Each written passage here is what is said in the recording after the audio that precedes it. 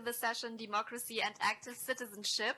We have extremely interesting contributors in this session. We will present them in a minute, but before that, let's have a look at our topic.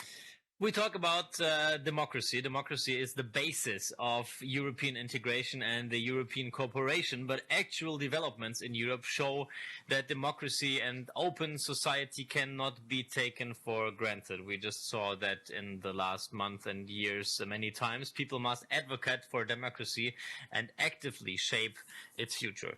In the title, it also says active citizenship. To foster active citizenship in young people is one of the goals of a value-orientated youth work, which empowers young people to be architects of their own life and to become responsible citizens. Yeah, so in this session we will focus on the role of youth work, how it can help to strengthen democracy and active citizenship, especially of young people, to kind of cope with those challenges that we are facing and to find new opportunities.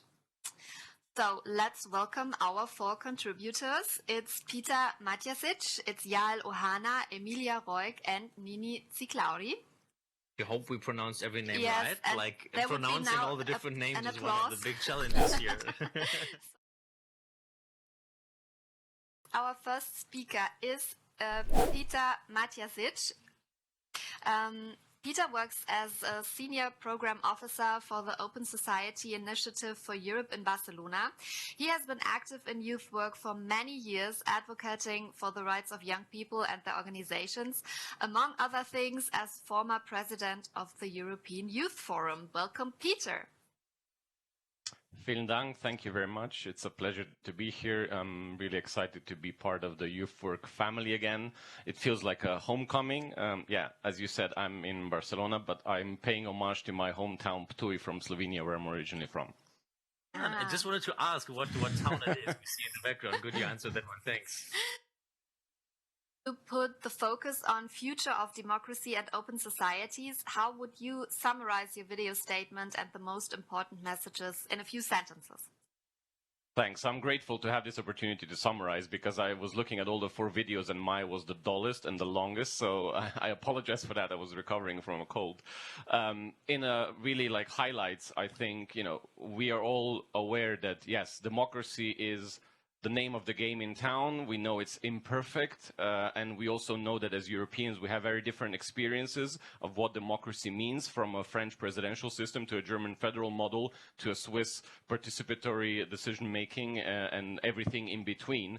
What is clear is that regardless of where you stand and what preferences you might have, we are in a situation where even the most basic principles of democracy and values linked to it, like rule of law, respect for human rights, solidarity among people, all this is being questioned by not just the authoritarian populists, but a lot of people, because of the situations in which we're in, and that might be still the previous financial crisis effects or the current financial economic crisis that is coming after the COVID-19 pandemic. So people are just really under a lot of stress, and that shows also in democracy. At the same time, democracy, like society, is evolving constantly, and I think there's an opening. At the same time, there's closing, and a lot of closing that we're unfortunately experiencing. Just think of the political polarization that we live in. Just think of the disillusionment with representative politics, the electoral democracy, the majority principle. I win and then you basically suck it. Sorry, pardon my French, but that's the way we are seeing it in places like Hungary, Poland, but also more worryingly in France, in Spain, in the Netherlands, even in Germany. Or civil society organizations are not allowed to act in defense of their views when it's deemed political work. So I think that's where an opportunity also lies for young people, because if they remain critical of the news, of how they perceive news, and if they are active like they are, especially in protest, and maybe not so much in the traditional sense of politics, they really, and I think Nini is a perfect example of that, how you can really have your voice expressed, but also claim the rights that were taken away from us, or reclaim the notions that some of our uncivil civil society wants us to focus on. So I'll leave it at that, because I know that's already more than 2 minutes. Thank you. You just mentioned, of course, also in your video, you mentioned many more of the challenges European democracies are facing. What would you say, how concerning is the situation really? Like, if you would need to evaluate that, how concerning is it? I'm freaking out. I mean, literally, I can't sleep at night sometimes because of the bigger changes that are out there. And we see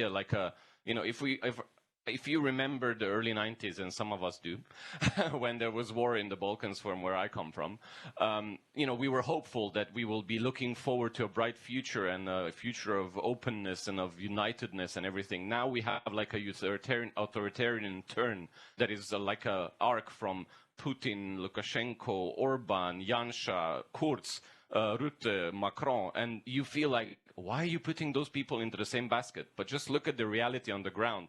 Look at the mistrust of democracy and institutions. Look at the ramifications of COVID-19. And speaking of COVID-19, I also see an opportunity, We thought that things that are impossible will never happen, and now they are happening in today's world. So why not use that also for positive? Why not change those negative, like crackdown on critical civil society and NGOs, threats against independence of judiciary, blatant attacks on women's rights? Why not turn that into a positive and reclaim our rights in that way? So yes, I'm very concerned, but I'm also hopeful, if that makes sense.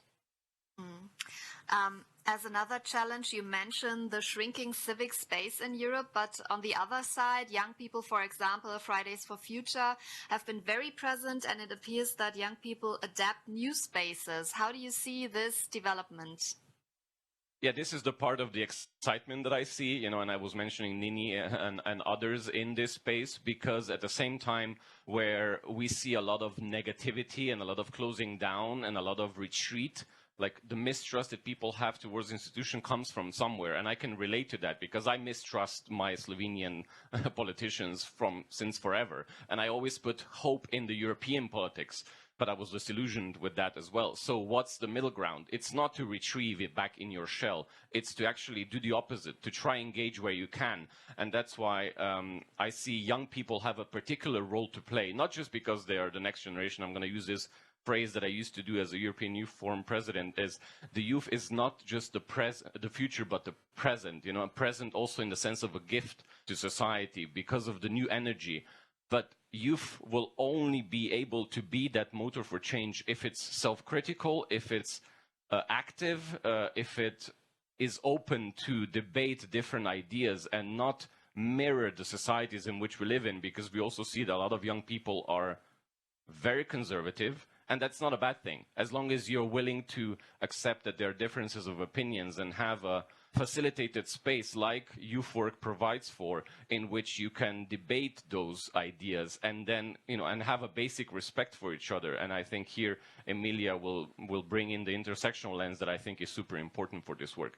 So I would say, yes, young people are particularly affected, but also particularly adaptable too. We see them going out there and kind of just breaking down the norms, like you old politicians, you let us down, now it's our turn.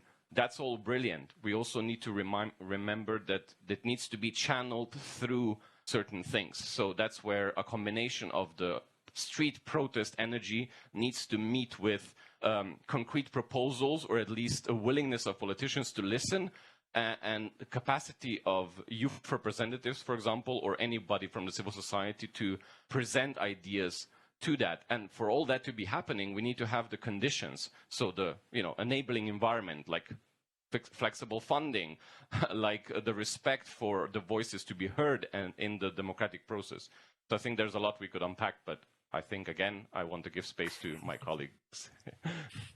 Thank you very much. And Peter, for this first round of questions, important here, if you already have questions for Peter, feel free to just put them in the chat already. And now we will move on to, as you already said, our next person here in the round. We have Emilia Roig. Emilia is founder and executive director of the Center of Intersectional Justice in Berlin. She's an expert on the fields of intersectionality, anti-discrimination, diversity, inclusion, and more broadly, just social justice in Europe. I hope we have Emilia here in our room. I can't see her video yet, but maybe it's coming up now. Good morning. Good morning. Can you see the video now? No, we only hear you. So I don't know what the problem is. We had the issue as well during the test, and it's probably because my connection good enough. So we suggested maybe the other participants would turn off their videos while I'm speaking. Hope that this will work. Let's see if it helps. That it doesn't necessarily help. It does help. Already people turned off their connection, their videos. I don't know if it helped. We can see just also your audio was a bit creepy in the when you started talking, but we can I guess we just Yeah, I'm going to try to go to a place where the Wi-Fi might be better. Maybe that's the issue. Is it now? Yes. I would say if you can connect to a different Wi-Fi or maybe mobile connection, that could help. It's okay. I'm gonna stay here, so it should be better. See my video. Okay, perfect. So sorry for the technical difficulties. Okay, yeah, we still have no video, but I guess we will still just, if not, we will just continue without the video. I mean, at least we can hear you fine, so that's already good. I would just also ask you to quickly summarize your core statement of your video. You talked about the intersectional vulnerabilities which young people are exposed to. Maybe you would also just be so kind to summarize that for us quickly. So I'm speaking about intersectionalities because it's a theory that can help better understand how marginalization, social inequalities, and discrimination works in countries. We need to make the social hierarchy visible, which provides access to certain people, denies it to others. And if we do that, and if we all together divest from this hierarchy, we can create societies that are based on equality, on inclusion, diversity, and on non-discrimination. You people, just like adults, are faced with multiple vulnerabilities. So it means that depending on the constellation of our identities, we experience additional burdens. For example, a person only so it's a woman and she's working class, and then on top of this she would have a disability and black, then this type of marginalization can be better addressed and analyzed with an intersectional lens, Emilia? looking at all the facets of. Yes. Sorry for just quickly interrupting you. The audio quality also is quite bad. We just also heard it from the technical assistants. It would be sad if people don't really understand you. We would suggest that Laimonas is going to connect directly with you now to maybe fix this connection problem, so that hopefully later we can hear you better. And now we would maybe move on to the next speaker, so everyone can turn on their video again, and we hopefully fix this connection issue in the meantime. And then we will come back to you later, Emilia, if that's fine for you. Laimonas will connect you, okay? Yeah. Thanks. Oh, sorry, Emilia. We will come back to you. Our next speaker is Yael Ohana. Yael is a specialist of youth policy and intercultural non-formal political education. She is executive advisor of the Open Society Foundations in Berlin and founder of Frankly Speaking. Besides, she is the author of What Politicals Got to Do with It, European Youth Work Programs and the Development of Critical Young Citizenship. Welcome, Yael. Hello, thank you for having me. Good morning. We are really happy that you are here. It would be really nice if you could summarize your video statement a bit. So I make three key arguments about youth work in the video. The first is that youth work is political work, and that's because youth work is the object of policies and politics. It is young people's right and the policy's responsibility to ensure that they are adequate for the needs and situations of young people, and that they have a say in those. And youth work plays an important role in that. Youth work is also said to be a school for democratic citizenship, at least according to the Common Ground. That makes it inherently political because it makes it about democracy, which is not only a means of organizing representation, but it's also about a society's understanding of its political culture. And social justice is one fundamental characteristic of a democratic political culture, not only in name, but in spirit. And it is the subject of political struggles, social justice is. So if youth work makes democratic culture, then an indicator for that being the case is that it makes a difference, youth work makes a difference on social justice. And it is about the political struggles inherent to social justice. So the second argument I make about youth work is that the political in youth work is not party political, but it's not neutral either. It's about taking a stand, which doesn't mean being left or right or progressive or conservative. It means understanding that youth work's value lies in its own implementation of its values, not in performing them. And the third argument I make about youth work is that the political dimension is nothing to be afraid of. The political dimension is something that youth work is very well positioned to embrace. It knows how to use conflict, confrontation, critique, curiosity, and so on for personal and collective growth, for movement, innovation, and change. And because it knows what a critical, democratic, and emancipatory pedagogy looks like. So for all these three reasons, youth work is political work.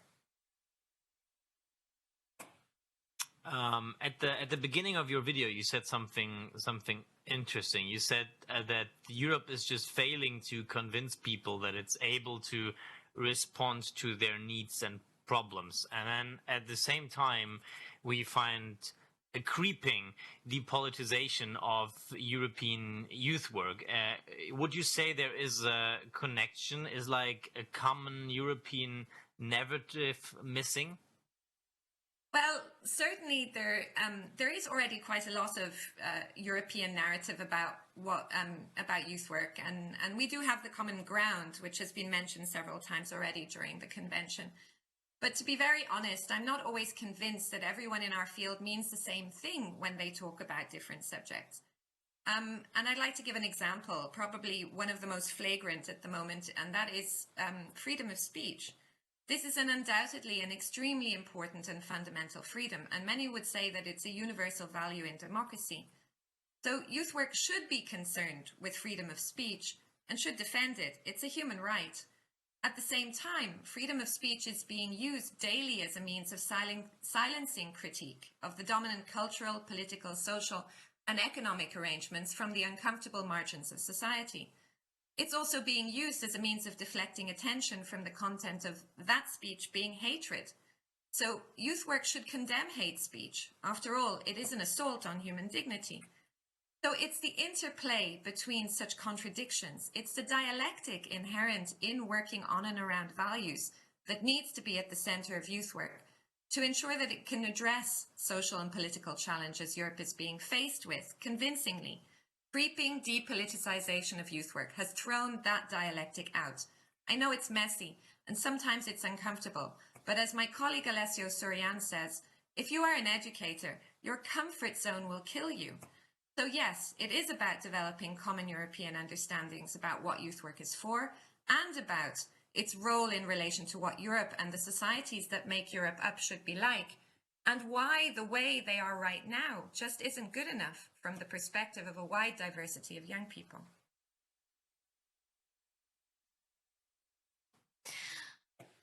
Thank you, Yael. You end your video statement with a question. What will it take for youth work to fulfill its civic mission? How would you yourself answer this question? So I recently published a paper which you mentioned in the introduction. It concludes that there would be actually 9 potential starting points for radical renewal of the European youth field. But if I have to choose, I would say that the first is that youth work as a field needs to understand that one of its most important objectives is to socialize generations into radical solidarity. The fundamental principle of that is that society is constituted day in, day out by people and communities working together for a mutually and democratically conceptualized and wished for common good.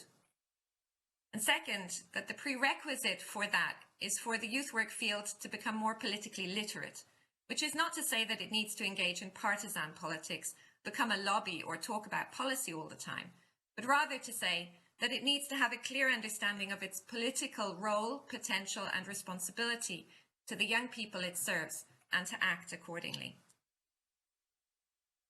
Thank you very much for this answer.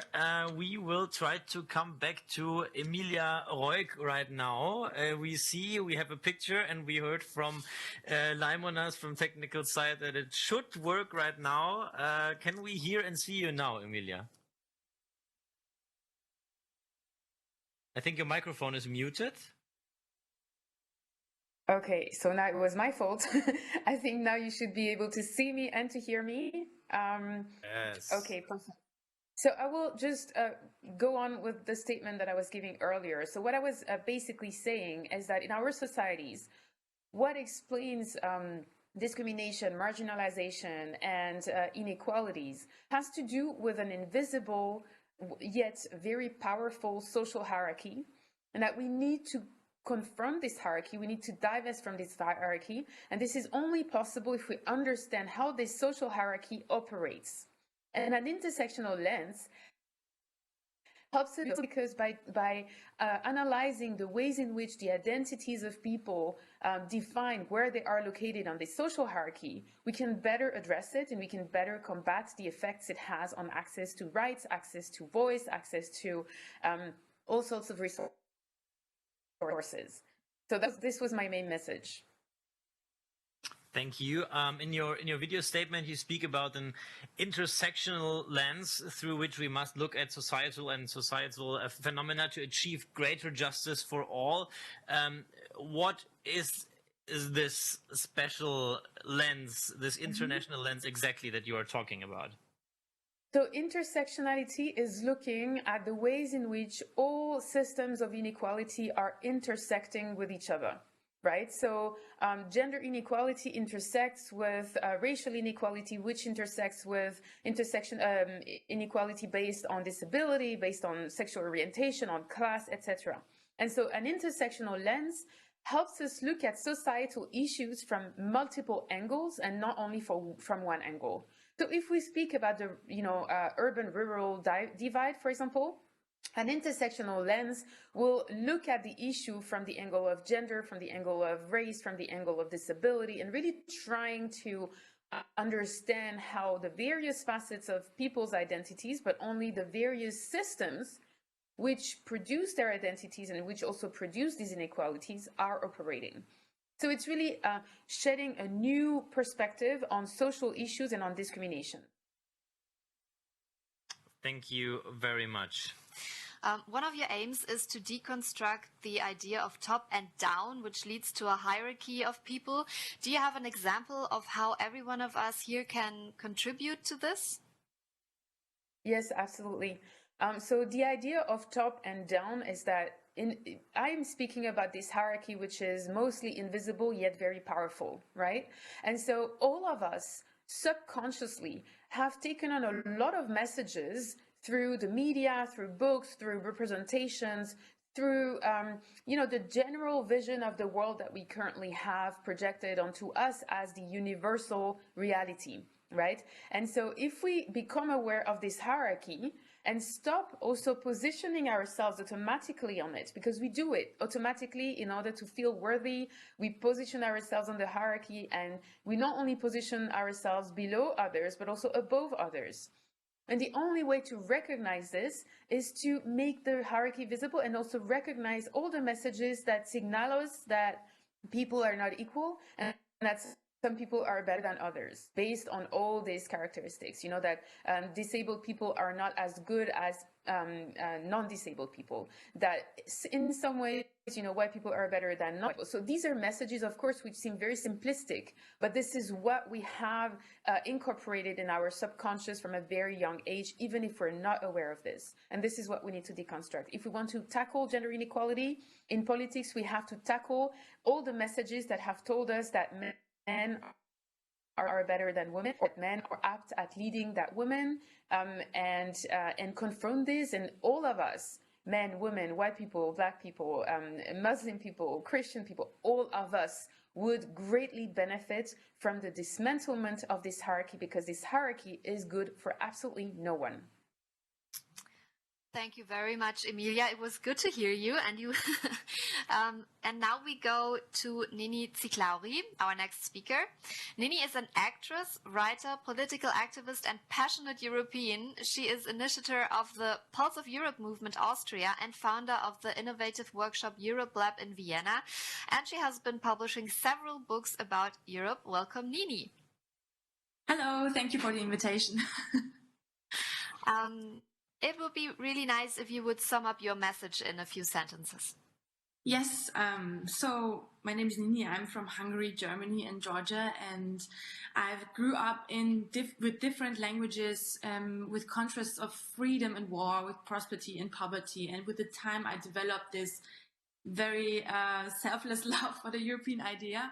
And I live my dream every day to re-establish the European Union through the Europeans and also to secure peace in my homeland in Georgia. So therefore, I really struggle every day to get as many people as possible out of their frustration and resignation and immobility across Europe, and to get this very famous silent majority to have the say on the future of the EU. And after this exciting time on the European streets with Pulse of Europe, which is a non-partisan civic pro-European initiative, two important tools for civic engagement have developed, the so-called house parliaments and the do tanks. And in the house parliaments, people sit down in small groups within the family or with a group of friends and deal with certain political issues. And in the do tanks, each of us can open the tap to our creativity and translate it into public and visible European actions. So we act simultaneously in several directions with heart and brain. And I really want to add that this is not just about waving EU flags or nice small talks. It's really about the further development of the EU, and so that we can have, through that, a voice on a global level between other world powers, fight climate change effectively and quickly, and protect our European values inside and outside of the EU. And if this EU reform process fails in the next few years, our future will fail. So we don't have much time left, and we have to do something now. Of course, we already heard it from the other speakers a bit. If we look at the current status of the European Union, about the current status of democracy itself, it's not the easiest time. So how difficult is it nowadays to convince people, especially young people, of the European idea? Is it hard to convince them, or is it easy? It is not really hard for me, especially because I think I have an different side to that topic. But in these privileged and peaceful times, many young people in the EU find it difficult to imagine a life without peace, democracy, and freedom and security. And although on the other side, in Eastern Europe, people still sacrifice their lives for these values. And these things are not always tangible for most of the people here, but they can be felt, and they can come alive through stories from people who know both sides of this medallion. And I think this perspective of a Georgian makes things easier to understand. And I have to add that last year I visited 80 schools in Austria, and it was very visible, the lack of access to political educations for young people. And there are more issues which I discovered in the discussions with them. Inadequate communication between the EU and the citizens about the work and skills, disinformation in the internet, distorted portrayals of the EU in the national mainstream media due to constant blame from many national politicians, using the EU as a scapegoat for its own incompetence, and it's becoming the norm for many politicians in Europe. And many people still do not understand that a nation state in a globalized and multipolar world can never assert itself against far greater powers, and we're nobody alone. So current headlines also from crisis always cover this core, and the smaller things are always more important than the bigger behind it. Thank you very much. Maybe one important thing at this point, Laimon has already said it in the chat. There are many questions in the chat on SpotMe. We will not have the chance to answer all of them, of course, here in this video session. So we will kindly ask the speakers maybe to also answer those questions directly on the platform. However, we would like to move on to some of the questions from our viewers that we got. If we have a look at the time, and maybe one question directly fits to what you just said, Nini. One person asked how to increase young people's interest in politics. I mean, that's a big question. Maybe still we could ask our panelists for really short answers, because we would like to at least get some of the questions answered here in our panel. So in a very short answer, how to increase young people's interest in politics? We start with you, Nini.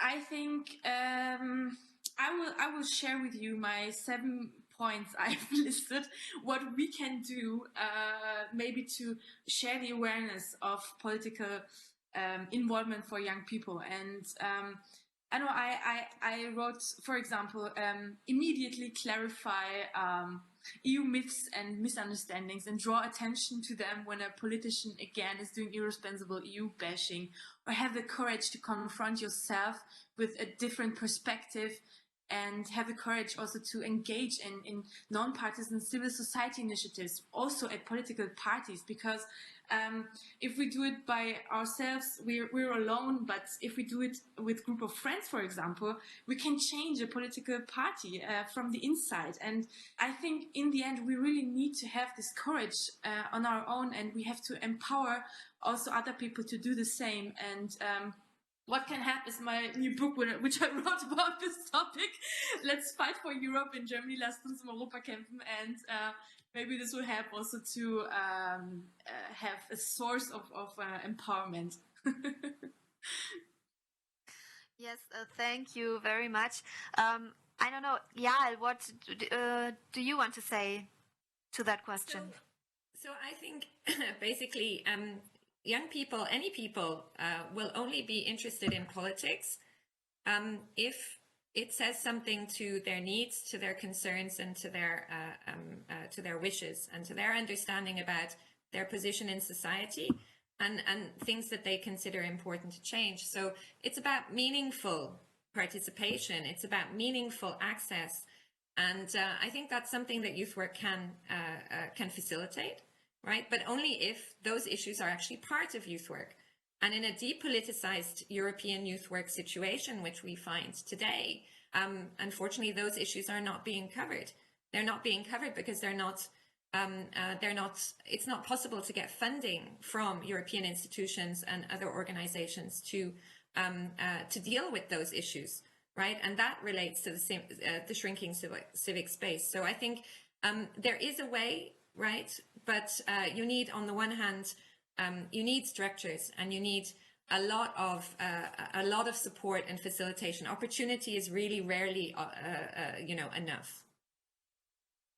One question kind of follows up on this one. A viewer asked us, how can we develop more quality spaces for young people to get directly engaged in democracy? I would maybe like to forward this question to Peter, as this might be a solution for what concerns you the most. Like, what would you answer to that? Yeah, I mean, look, these are all very challenging questions, and there's no one, cute, simple answer to it, because as one of the questions in the chat was around, the European funding programs used to have European values as a basis of this to support, and they supported these initiatives. Like Nini, I identify with the idea of Europe, and I was a child of these programs in the past, and that has been gone for a while now. So we need to reinsert the values of participation, of enabling space for civil society into the core idea of Europe. And I think, at least on paper, the current Commission is doing that with the Rights and Values program. And there are more opportunities coming forth if we ever get an approved budget, right? So there are these big things that are happening at one level, and then at the same time, what you can do as individual is what we ask ourselves every day. Do I go out on the street, and do I participate in a protest even when I'm potentially going to be beaten up and not have the right to do so? Do I just click a like, and is that sufficient? Where does, you decide? And part of the beauty of today's information world is that you have this choice, but at the same time it frustrates you because you don't know until when you can go, and you are frustrated because you might not be able to go because of the health pandemic, or you don't know where to turn to, and then there's no money for that. So it's a kind of a frustrating cycle. But going back to it, I think it's about education. It's about the different forms of education, non-formal education, informal learning that we get through youth work, and how we can reinsert the space for youth work into this so that citizens and young people in particular will be critically thinking about their options and then be enabled and motivated to act. Thank you, Peter. We have another question for Emilia. What has been the realization of the analysis of how different societal inequalities intersect? Well, there has been a lot of research being done in the past 10 years, also in the European Union, on intersectional discrimination. The only burden that we have to face here in the European Union is that we lack data. We lack data that are based on race, on ethnicity, and that's a big problem because we can analyze the extent of gender discrimination because we know how much, we know if people are counted as women or men. We know, we can then say, okay, there's only 10% women in such fields or in, management boards, etc. But it's really difficult to have this information based on other identity traits, on ethnicity, on race, on religion, and also to a certain extent on disability and sexual orientation. So collecting such data is a contentious issue because, it is very reminiscent of times where such information was also collected for, purposes that we don't want to go in today, of course. But the problem is that if we continue to misunderstand our social identities and think that in and of itself, by collecting such data, we would, go on a slippery slope, then it's really difficult to know the extent of the problem. And we know that equality data, so this is how they are called, equality data, would be collected on an anonymous basis and also on a voluntary basis. And the aim of collecting such data would need to be transparently communicated.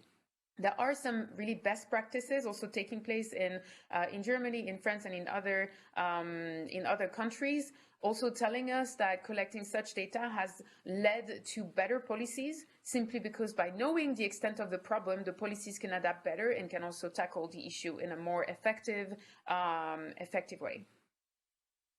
Thanks.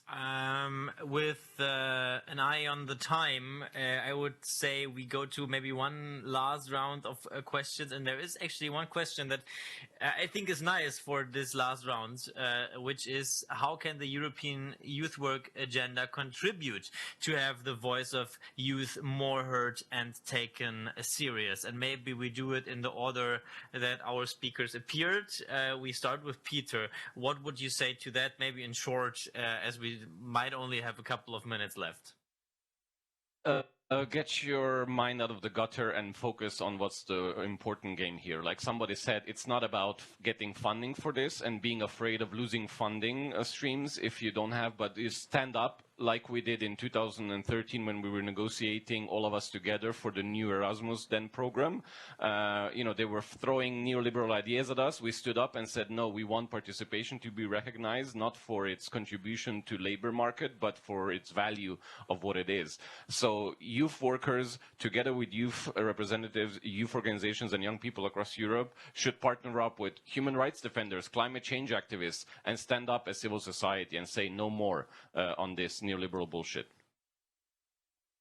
Thank you, Peter. Let's move on to Yael.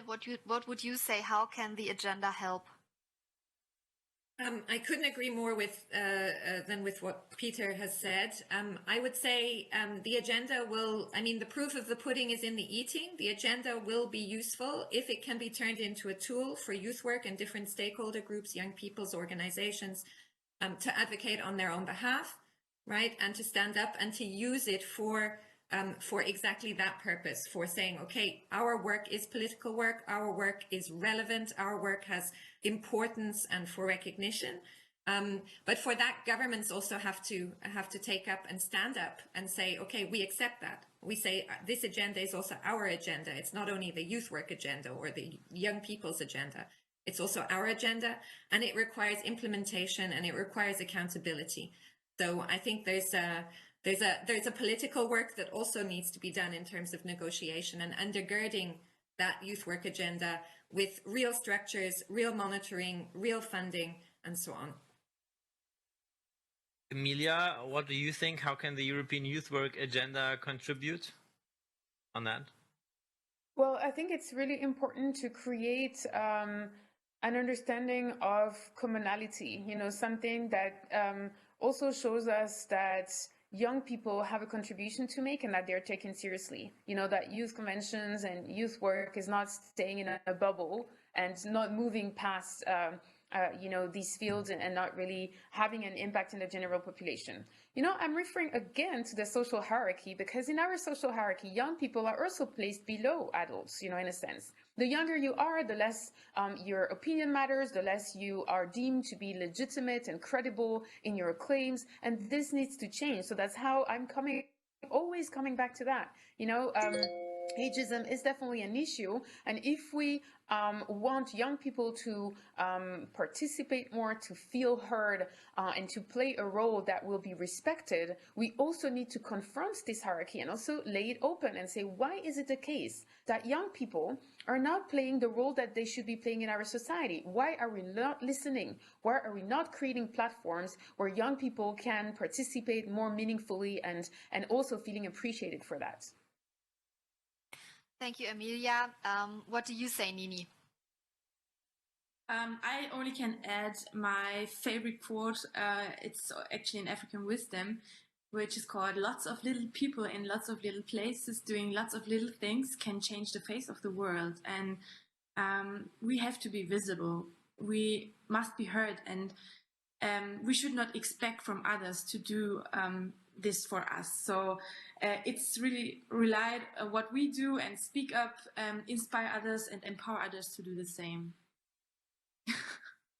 Thank you very much to all of you. I guess that was quite an inspiring discussion about what's the current situation and the challenges that we are facing, and also what might be solutions for the general problems and challenges. Of course, we could discuss this for hours and hours more, but there is no time for that. So we need to end this stream right now. So it was a real pleasure. See you later. And for all the people participating, we'll have a break now until 11. So get a coffee, get refreshed, and we see us again at the plenary at 11. Thank you very much. And as we mentioned at the beginning, answers can still be put to the questions on the platform, of course. And connect with each other if you want to discuss stuff more. Thank you very much to all of you. Thank you. Bye. Bye.